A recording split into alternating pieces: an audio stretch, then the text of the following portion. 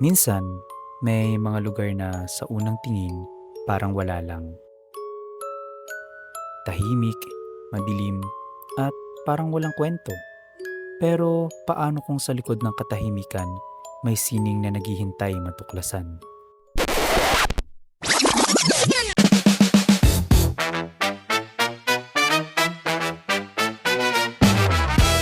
Hi guys! So ngayon meron kaming pupuntahan. Hindi siya yung typical na museum Medyo curious nga kami kung anong meron dun eh. Sabi nila, iba raw yung experience. Ano, tara tuklasin? Ano Jay, tara?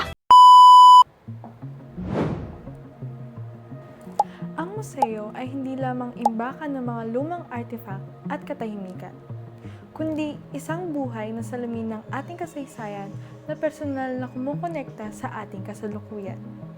Isa itong patunay na ang bawat kwento ng nakaraan ay patuloy na humuhubog at nagbibigay buhay sa kung sino tayo ngayon.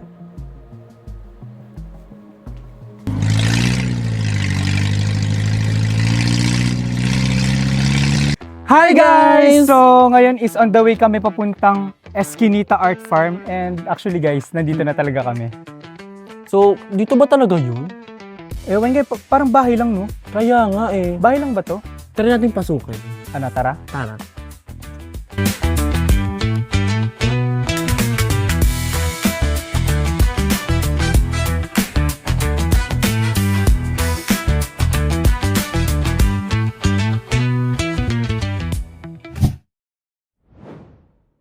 Sa unang tingin, tila payak ang kombinasyon ng itim at puti. Ngunit sa likod ng bawat guhit ay may lakas at kaguluhan. Ang rubber cut printing, isang prosesong inuukit sa gum, ay hindi lamang teknika kundi isang anyo ng pagpapahayag. Sa bawat hiwa ay may permanenteng marka tulad ng mga karanasang hinaharap ng mga manggagawa, mga sugat na hindi basta nabubura. Aswang sa loob. Sa ating kultura, ang aswang ay kilala bilang isang nilalang na kinatatakutan. Ngunit sa obrang ito, ang halimaw ay hindi nagmumula sa labas, kundi sa loob ng tao. Binubuo mula sa pera at pira-pirasong balita. Ipinapakita nito na ang tunay na panganib ay nag-uugat sa kasakiman at kapangyarihan. Krus sang katawan. Dito, ang korupsyon ay hindi lamang isang individual na suliranin. Ito ay inilalarawan bilang isang bahang malalim, mapanganib at walang pinipili. Isang realidad na kailangan harapin kahit hindi ito madaling tahakin. In 2020, Eskinita expanded and transferred to a farming community and property in Tanawan, Batangas, and is named as Eskinita Art Farm. As a new art project outside of the capital, via exhibitions, art residency, workshop, a community library, film showing and public art festival, Eskinita Art Farm exemplifies the ideas of decentralization, of helping to develop art education, and building relationships within a local community. From 2017 onwards, Eskinita has purchased artworks from its tuklas, grantees, as part of a commitment to a continuing program. As a new art project outside of the capital, via exhibitions, art residency, workshop, a community library, film showing and public art festival, Eskinita Art Farm exemplifies the ideas of decentralization, of helping to develop art education, and building relationships within a local community. Eskinita has also added to its collection the works by favorite artists and contemporaries of Esquilo. This exhibit will be the beginning of a future institutional project to be launched in the next few years.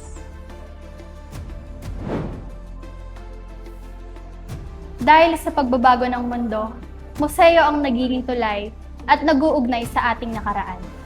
Hindi lamang ito isang imbakan ng sining, kundi isang buhay na espasyo kung saan naipaapamana at naitatalaga ang kwento ng lipunan, mula sa pakikibaka hanggang sa pag-asa.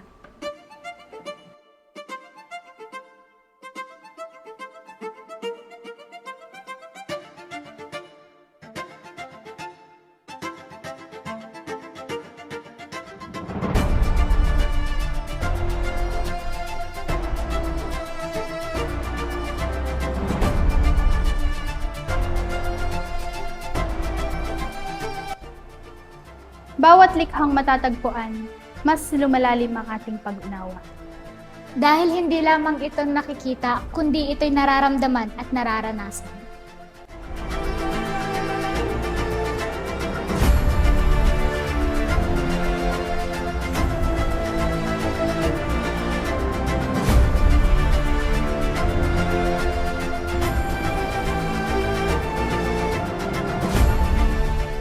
Sa bawat henerasyon, may sariling pakikipag-usap sa mundo.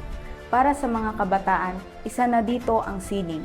Hindi nito kailangan maging perpekto, ni maging komplikado, sapagkat ang tunay na halaga nito ay hindi nakikita sa husay, kundi sa katapatan. Dito, ang kabataan ay hindi lamang tagamasid, kundi nagiging bahagi ng kwento, malayang magtanong, magpahayag, at tumuklas ng sariling kahulugan. Sapagkat sa huli, ang sining ay hindi lang tungkol sa nakikita, kundi sa kung paano nito binabago ang paraan natin ng pagtingin sa mundo at sa ating mga sarili.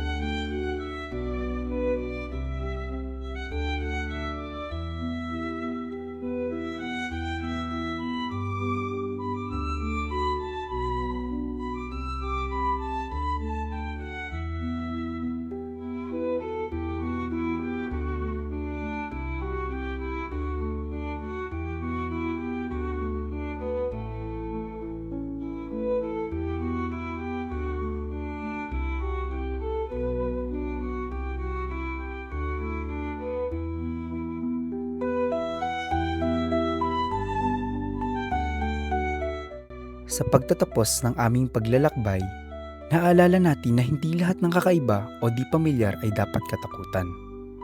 Ang mga lugar tulad ng Eskinita Art Museum ay maaring magmukhang naiiba at nakakatakot sa unang tingin. Ngunit, kapag binigyan natin ng pagkakataon ang mga sarili natin na mas kilalanin ito, na pumasok ng may bukas na isipan at pag-uusisa, unting-unting nagbabago ang ating mga pananaw. Ang dating kakaiba ay nagkakaroon ng saysay, ang dating hindi kaaya-aya ay nagiging kahanga-hanga. Ipinapaalala ng Eskinita Art Museum na ang ganda ay hindi laging matatagpuan sa nakasanayan. Minsan, ito'y naroon sa mga lugar na madalas nating hindi napapansin, naghihintay lamang na matuklasan at maunawaan. Sa huli, hindi lamang ito tungkol sa sining, kundi tungkol sa pananaw. Ito ay ang pagpili ng pagiging bukas kaysa sa takot at pag-uusisa kaysa sa panghuhusga. Sapagkat sa ganitong paraan, hindi lamang tayo nakakatuklas ng mga bagong lugar, natutuklasan din natin ang mas malalim na pagtingin sa mundo.